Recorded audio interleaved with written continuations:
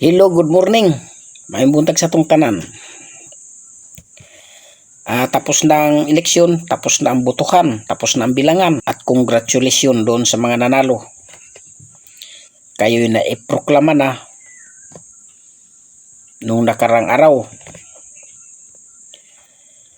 At tuparin ninyo ang inyong mga pangako. At huwag ninyong ipako. Dahil binoto kayo ng taong bayan para sila ay matulungan. Huwag ang sariling kapakanan at busugin ang sariling tiyan. At doon naman sa mga natalo, congratulations din naman. Itigil na ninyong iyakan at kung gusto ninyo, mag-celebrate kayo doon sa Malacañang. Dahil balita ko, nung inimbita kayo, bakit hindi kayo pumunta?